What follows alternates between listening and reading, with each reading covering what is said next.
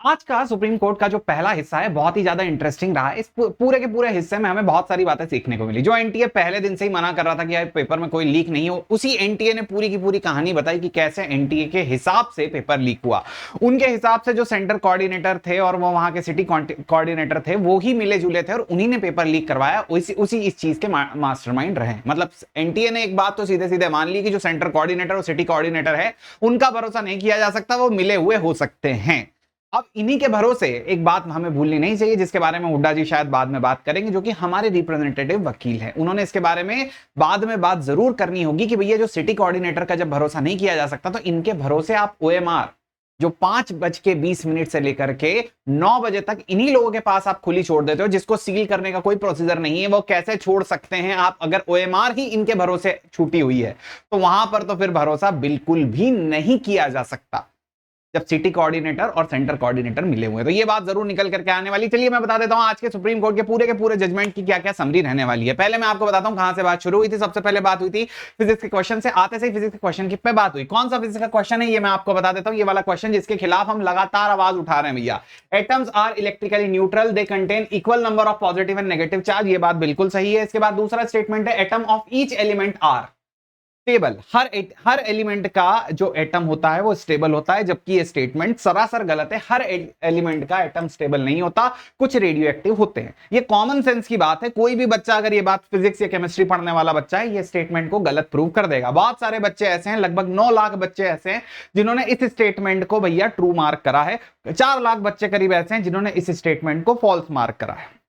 बेटा समझ रहे हैं क्या? वहां पर कल इन लोगों ने डाटा बताया था और बोला था कि हमने इसे सही बोल दिया। सुप्रीम कोर्ट ने बोला कि ये तो मजाक है, इसे आप सही भी बोल रहे हो और गलत भी बोल रहे हो, ये तो गलत है। फिर उन्होंने आईआईटी दिल्ली के प्रोफेसर को समन किया। उन्होंने उनसे बोला कि भैया आप हमें बताइए कि इसके बारे में क्या सही है। तो आज उन्होंने बोला कि ये वाला जो स्टेटमेंट है इसको गलत मार्क किया जाएगा। मतलब both statement 1 and 2 are incorrect. नहीं, ये वाला नहीं, ये इसमें ऑप्शन 4 नहीं है। इसमें statement 1 is correct, statement 1 is correct and statement 2 is incorrect. ये वाला जो ऑप्शन है इसे सही माना जाएगा। मतलब कि atoms of each element are stable, ये वाली बात गलत है। ठीक है, तो इस वाले स्टेटमेंट को, और ये पूरा मुद्दा क्यों मंगाना था, क्योंकि न्यू एनसीईआरटी में दिया हुआ है atoms of most of the element are stable. अब ये न्यू एनसीईआरटी कब की? 2018 के बाद की। अब पुरानी 2018 के पहले वाली एनसीईआरटी मार्केट में नहीं चल रही। इसके बाद बेटा यहां पर देखेंगे तो ओल्ड एनसीईआरटी में दिखा दी गया था atoms of each element are stable. इनसे पूछा गया था एनटीए से कि भैया आपने इस क्वेश्चन को बोनस क्यों कर दिया, तो इन्होंने बोला हमें बहुत सारे एप्लीकेशन आ गए थे, हमें 30,000 एप्लीकेशन आ गए थे, तो भैया काफी सारे एप्लीकेशन इस क्वेश्चन को बोनस करवाने के लिए आ गए थे, तो हमने उसमें से इस क्वेश्चन को बोनस कर दिया। मतलब जो लोग ज्यादा लोग बोलेंगे कि इसको भैया आप इसमें दोनों ऑप्शन करेक्ट कर दो, तो वो दोनों ऑप्शन करेक्ट कर देते। ये वाली बात हुई थी, तो ये बहुत गलत बात थी। सुप्रीम कोर्ट ने अभी तक इस पर कोई फैसला नहीं दिया कि अब इसका क्या करना है, क्योंकि वो पूरा जजमेंट एक साथ आखिरी में देंगे कि रीनीट ही हो रहा होगा, तो फिर इस क्वेश्चन को अलग से देने का कोई मतलब नहीं है।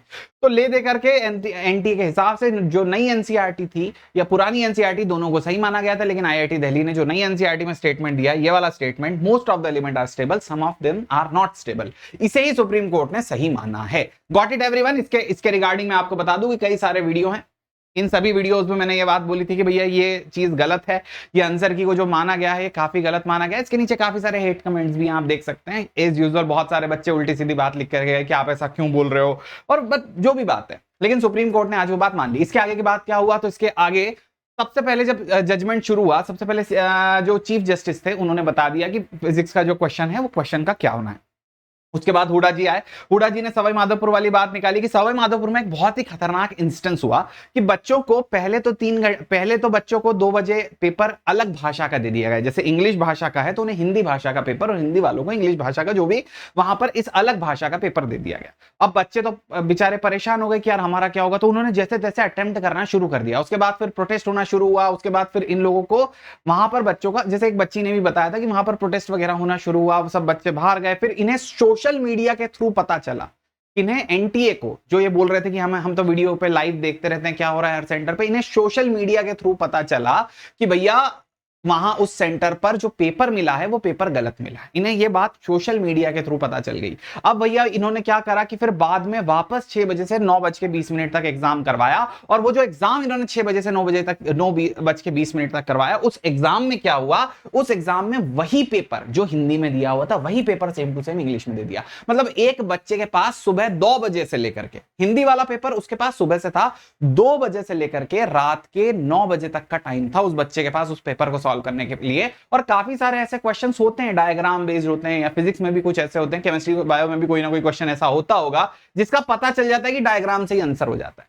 तो पहली बात तो यहां पर इनकी वीडियो वाली जो बात है वो एकदम गलत हो गई कि भैया वीडियो पे देख रहे हैं, सारी मॉनिटरिंग है, वो तो बिल्कुल नहीं, क्योंकि इन्हें सोशल मीडिया से पता चल रहा है पेपर बाहर आया।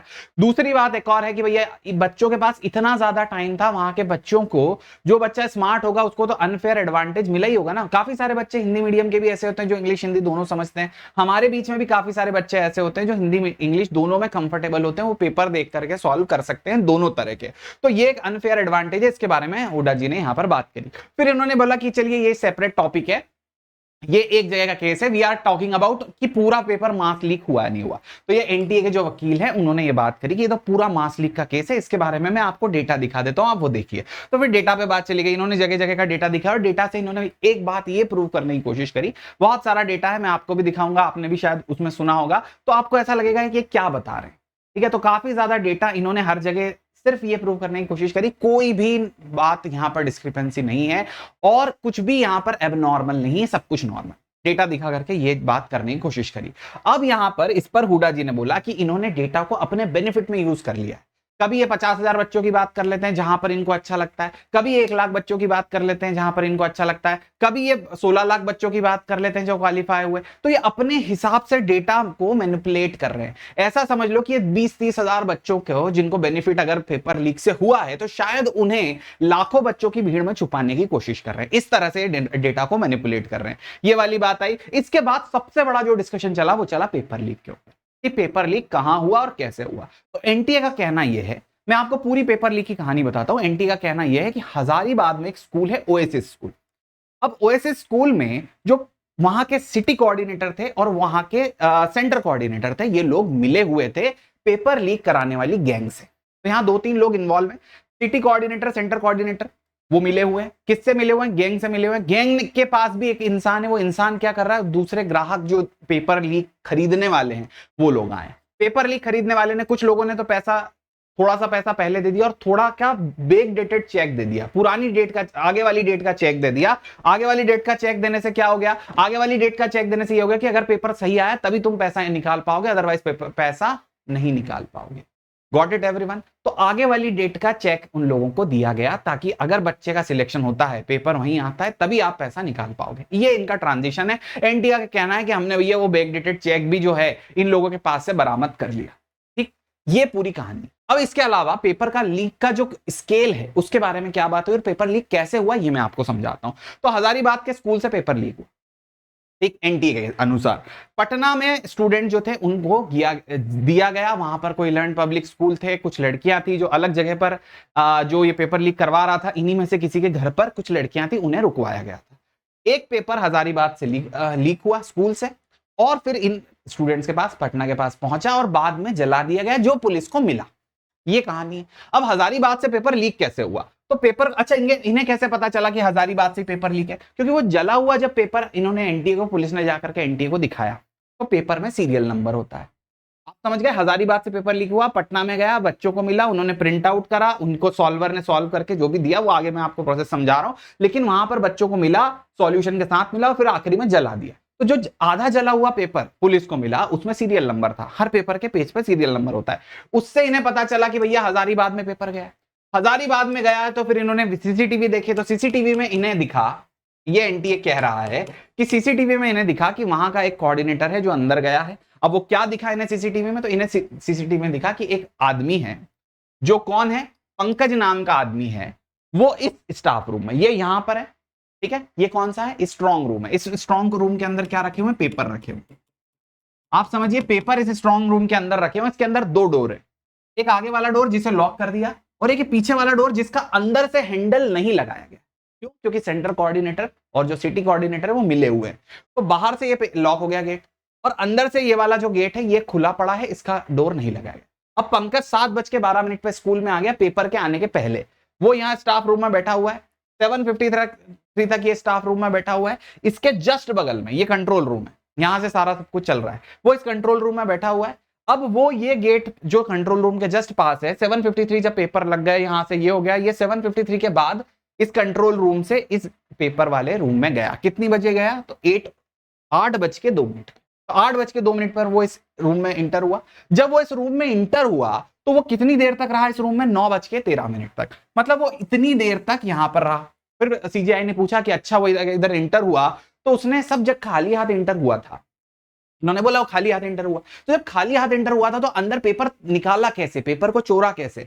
तो इन्होंने बोला कि पहले से वहां पर एक टूल किट रखी हुई थी, जो टूल किट उस पूरे के पूरे ट्रंक को तोड़ने के लिए वहां पर बनाई गई थी, वहां पर रखी गई थी। और उस ट्रंक के अंदर पहले ही सेंटर कोऑर्डिनेटर इन लोगों ने वहां टूल किट रख दी, जिससे उसने वो तोड़ा, एक पेपर को निकाला, एक पेपर को खोला, पेपर के सारे फोटो खींचे, फोटो खींचने के बाद पेपर को बंद करा, पेपर को उसने वापस लाइटर की मदद से सील करा और फिर अंदर रख दिया और वापस सब सील करके इस गेट से बाहर होके 9:13 स्कूल से बाहर चला।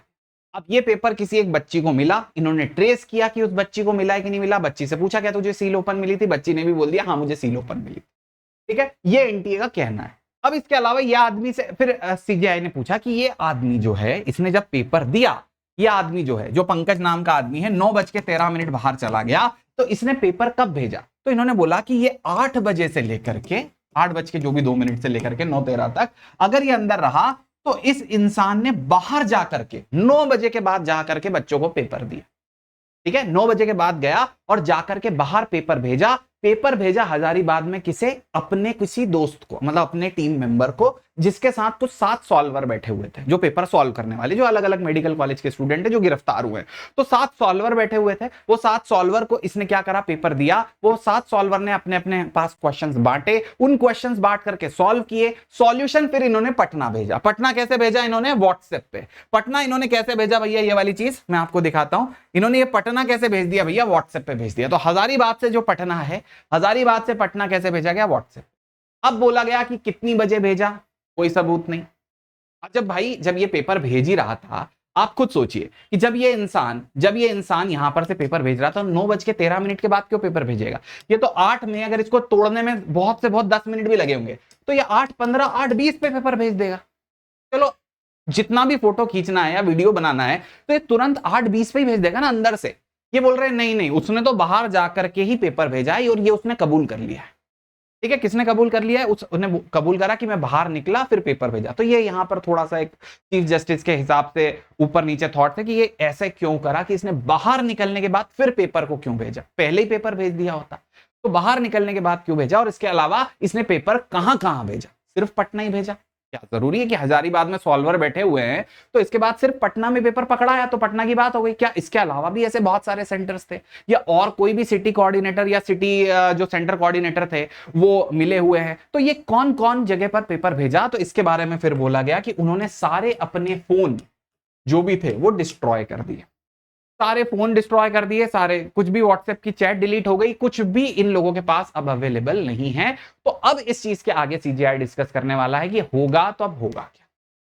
ठीक है, तो यहां तक आई होप आपको सारा की सारा मुद्दा समझ में आ गया होगा। एवरीवन इज वेरी सरप्राइज्ड कि एनटीए ने इस तरह की बात बताई। तो पेपर हजारीबाग में लीक हुआ, वहीं पर बाहर निकल करके इस इंसान, पंकज वाले इंसान ने पेपर यहां पर आकर के बैठा, अंदर बैक डोर से गया, पेपर का वो ट्रंक तोड़ा, टूल किट पहले से थी, पेपर को निकाला, पेपर को निकाल करके बहुत सारे लोगों को भेजा। जब भेज दिया तो फिर सॉल्वर मतलब वहां पर अपनी टीम को भेजा, टीम में सॉल्व करा, सॉल्व करके पटना भेजा। पर और कहां कहां भेजा ये किसी को नहीं, क्योंकि व्हाट्सएप और फोन डिलीट हो गए। अब यहीं पर देखने को मिलेगा कि भैया आगे क्या हो सकता है। ठीक है, तो इसके बाद वाला जो हिस्सा है बहुत ज्यादा इंटरेस्टिंग है। Second part of the movie बहुत ज्यादा इंटरेस्टिंग होने वाला है। इवन मेरे को तो लगता है कि जज साहब भी आज लंच अच्छे से नहीं कर पाएंगे क्योंकि इतना ज्यादा इंटरेस्टिंग कन्वर्सेशन हो गया है। चलिए अब देखते हैं क्या होगा फैसला। बहुत ही बढ़िया। इसके अलावा मैं आपको सारी इंफॉर्मेशन तो दे ही रहा हूं, एक इंफॉर्मेशन और दे देता हूं कि भैया यहां पर जो 3 मेजर चीज है, क्वेश्चन बोनस हो गया है, बहुत सारा डेटा है उसमें एबनॉर्मलिटी नहीं दिखाई, पर डेटा उन्होंने शायद अपने हिसाब से फैब्रिकेट कर दिया, ऐसा कहना है हमारे साइड के वकील का। तीसरी चीज जो है वो है कि भैया पेपर लीक को उन्होंने कबूल करा, पूरी कॉन्स्पिरेसी बताई, लेकिन पेपर लीक का टाइमिंग और कितना टाइमिंग है उसके बारे में अभी तक बात नहीं हुई है, और किसको मिला है ये भी बात नहीं हुई है। इसके अलावा एक चीज और कि बेटा हमारा जो कोर्स है अगर आप वो लेना चाहते हैं तो 4999 का है, ANUP कोड यूज करके आप एनरोल कर सकते हैं। ऑफर सिर्फ 25 तक है बेटा, क्लियर है, क्योंकि अगले साल का बैच बहुत जल्दी शुरू होने वाला है, फिनिक्स प्रो बैच, ये टॉपर रैंकर्स लोगों का बैच है। ये बैच बेटा शुरू होने वाला है 26 जुलाई से, पर जो ऑफर है 4999 का साल भर का है, ये 4999 का ये सिर्फ कहां तक है 25 जुलाई तक ही है। इसके अलावा आप अगर ऑफलाइन का एक्सपीरियंस लेना चाहते हैं तो वो भी अवेलेबल हो गया है, क्योंकि अब आप फिनिक्स प्रो अगर हमारा अनअकैडमी प्रो वाला जो है ये लेते हैं तो ऑफलाइन में भी आप डाउट पूछ पाएंगे, टेस्ट दे पाएंगे, और ऑफलाइन में बेटा रिवीजन का एक्सपीरियंस कर पाएंगे। Got it, thank you. Offline में बहुत सारे सेंटर्स हैं, अगर आप प्योर ऑफलाइन पढ़ना चाहते हैं तो 23 जुलाई से वहां पर भी बहुत सारे बैच लॉन्च हो रहे हैं, तो जल्दी से ट्यून इन रहिएगा। और आपको क्या लगता है कि पेपर कब लीक हुआ जरूर बता करके जाइएगा कमेंट में। एक बार मैं आप सभी के बातें सुनना चाहता हूं कि आपको क्या लगता है, क्या उस इंसान ने 3:30 बजे पेपर भेज दिया होगा, सॉरी 8:30 बजे ही पेपर भेज दिया होगा, या 9-12 तक वो इंसान रुका होगा, आपको क्या लगता है? थैंक यू, बताइए। चलिए सी यू इन द नेक्स्ट।